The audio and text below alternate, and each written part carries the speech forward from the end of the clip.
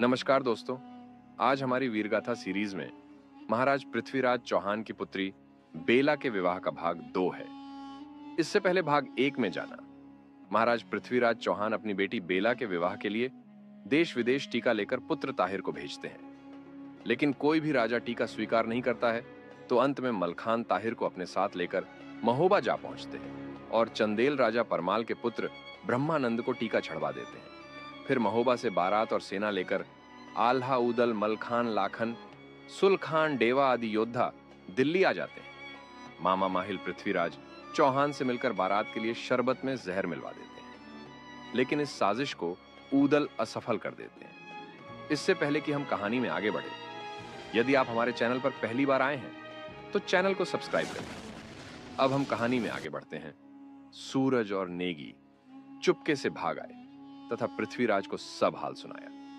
माहिल भी अपनी तरकीब की सफलता सुनने को अभी वहीं था। उसने दूसरी तरकीब सुझाई। फाटक के बाहर एक ऊंचा खंभा गाड़कर उस पर एक कलश टांग दो, नीचे 2 हाथी खड़े कर दो। महोबा वाले जब द्वार पर आए तो उनसे कहो कि हमारा रिवाज है कि पहले इस कलश को उतारना पड़ेगा, फिर फाटक में प्रवेश करना होगा। हाथियों को बताओ कि जो खंभे पर चढ़े उसे उठाकर पटक दें। मूर्ख पृथ्वीराज ने माहिल की बात फिर से मान ली। ऐसा ही प्रबंध कर दिया गया। उधर बारात चलने को तैयार हो गई। एक एक हाथी पर 4-4 लड़ाके बैठ गए। तोपें सज गईं, घुड़सवार तैयार हुए। ब्रह्मानंद की पालकी के बाएं ऊदल और दाएं वीर मलखान अपने अपने घोड़ों पर चल रहे थे। पीछे वाली पालकी में राजा परिमाल और साथ में आल्हा चले। द्वार पर पहुंचे तो द्वार पर 2 हाथी खड़े थे। लड़का पक्ष वालों को शर्त बताई गई, हाथी हराकर कलश उतारोगे तभी मंडप में प्रवेश होगा। पृथ्वीराज चौहान समझ रहे थे कि महोबा वालों की शान अब धूल में मिल जाएगी। उसे क्या मालूम था कि कलयुग में ये पांडवों के अवतार हैं। ऊदल भीम है और मलखान सहदेव। जिसे दूल्हा बनाकर लाया गया है वह स्वयं अर्जुन है। आल्हा ही धर्मराज युधिष्ठिर है और लाखन नकुल है। पृथ्वीराज को तो यह भी नहीं मालूम था कि उसकी अपनी बेटी बेला भी द्रौपदी ही है। बारात दरवाजे पर पहुंची। चौहान ने अपनी शर्त बता दी। मलखान ने हाथी का दांत पकड़ा और घुमाकर जमीन पर पटक दिया। दूसरे हाथी की सूंड पकड़कर ऊदल ने हाथी को घुमाकर दूर फेंक दिया। पृथ्वीराज ने दांतों तले अंगुली दबा दी। फिर बारात के मंडप में प्रवेश करने से पूर्व ब्रह्मानंद की चौकी सजाई गई। पंडित ने वेदी सजाकर पूजा का काम शुरू कर दिया। महिलाएं मंगलाचार गाने लगीं। फाटक पर कलश उतारने के लिए जगनिक खंभे पर चढ़ने लगा। पृथ्वीराज के पुत्र ताहर ने कमलापति को आदेश दिया।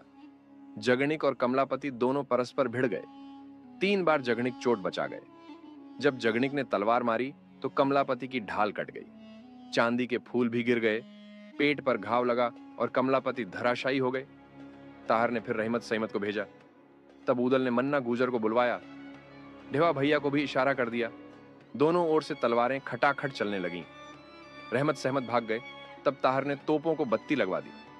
पृथ्वीराज के 7 बेटे ताहर, गोपी, सूरज, चंदन, सदन, मदन और पारद भी तलवार चलाने लगे। दोनों ओर के जवान कट कट कर गिरने लगे। तब तक ऊदल खंभे पर चढ़ गए और कलश को उतार लिया। अब तो शर्त पूरी हो गई। मंडप में महोबा वाले प्रवेश कर गए। माहिल मामा फिर चुगली करने। पृथ्वीराज चौहान के पास पहुंच गया। बोला, महोबा वालों से कहो कि समधौरा पहले करना होगा, फिर ब्याह करना होगा। ऊदल ने राजा परिमाल से जाकर कहा। परिमाल राय पालकी पर सवार होकर आए। समधौरा का अर्थ है समधियों का मिलन। समधि अर्थात वर के पिता और कन्या के पिता की भेंट है समधौरा। पृथ्वीराज के मुकाबले राजा परिमाल बूढ़े थे, शस्त्र भी त्याग चुके थे, इसलिए उन्होंने ऊदल से कहा कि कोई धोखा ना हो जाए। ऊदल और मलखान ने तब आल्हा से कहा कि समधौरा आप करें, क्योंकि बड़ा भाई भी पिता समान ही होता है। इस प्रकार आल्हा तैयार होकर अपने पंचशावध हाथी पर सवार हो गए। ऊदल अपने वेंदुल घोड़े पर और मलखान अपनी घोड़ी कबूतरी पर सवार हो गए। द्वार पर पृथ्वीराज से मिलनी करनी थी। नीचे उतरकर आल्हा और राजा पृथ्वीराज आपस में गले मिले। पृथ्वी ने छाती मिलाते ही जान लिया कि देव कुंवरी के पुत्र सचमुच महाबली हैं। उन्होंने कहा, जो भी आभूषण चढ़ाने को लाए हैं वे सब दे दो, ताकि भांवर का कार्य शुरू किया जा सके। फिर मलखान ने गहनों का डिब्बा और कपड़े महल में भेजने के लिए रूपणवारी को बुलवाया। उसे गहनों का डिब्बा और कपड़े सब दे दिए। रूपण लेकर चला गया। दुल्हन बेला को बुलवाया गया। गहनों को जांच करते बेला नाराज हुई।